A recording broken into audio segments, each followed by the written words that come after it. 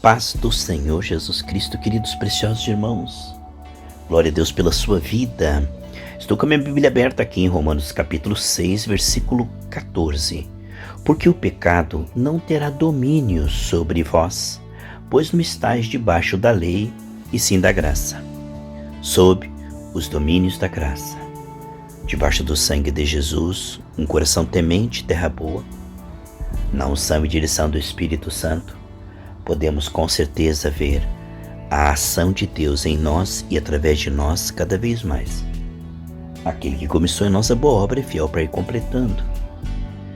Vamos essa semana, nessa jornada, estudar que, embora pelos sentidos do corpo pareça que o pecado tem uma força maior do que a nossa condição de resistir, renunciar, parece que o domínio do pecado é tão forte que é irresistível.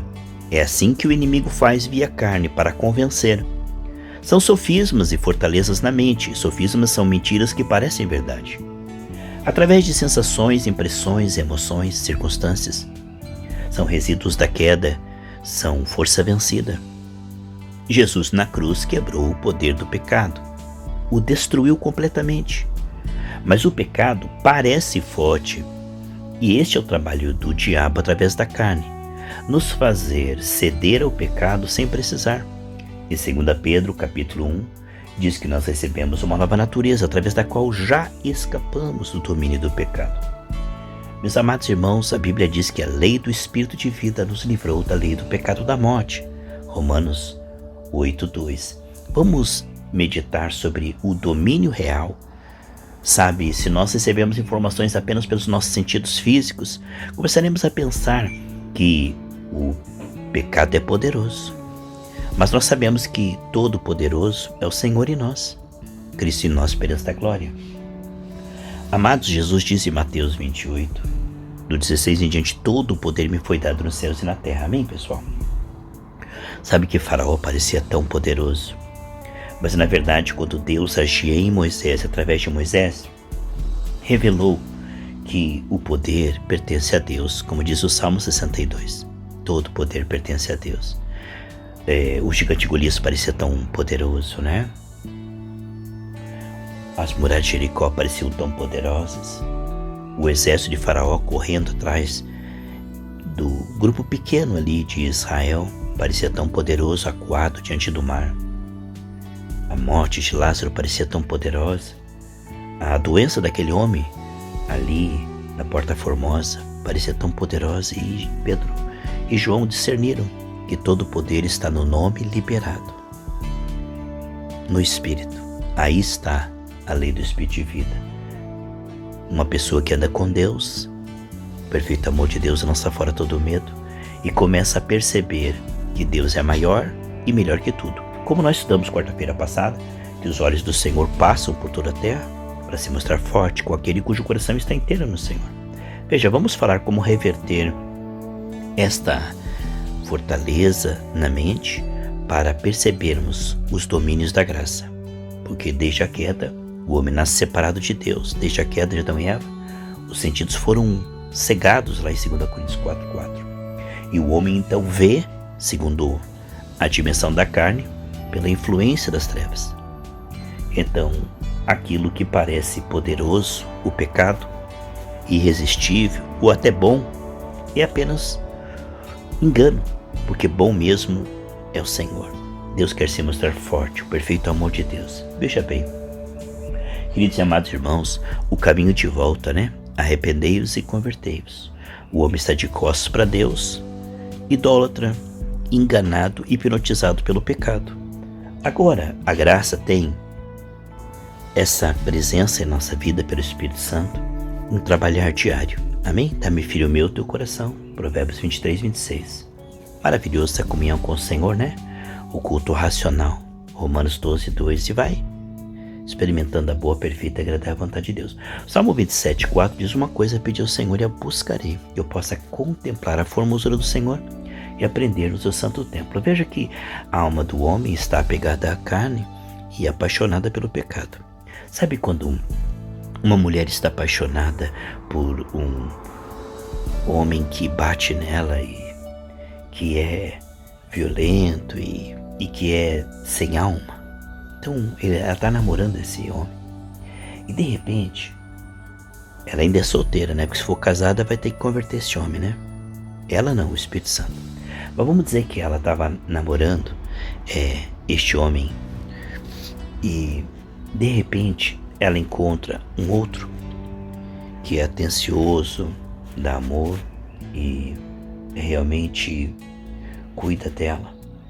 Então ela começa a se relacionar com esse novo e ela vê o que ela estava num relacionamento errado. O nosso relacionamento com o pecado. Nós achávamos o pecado interessante, né? E ele só nos fazia sofrer, ele só nos escravizava e ia nos levar para o inferno. Mas a melhor maneira de largar o pecado é se apaixonar por Jesus. Irmãos, a gente tem que substituir, senão fica um vácuo, né? Deus ama o que dá com alegria. Você está entendendo?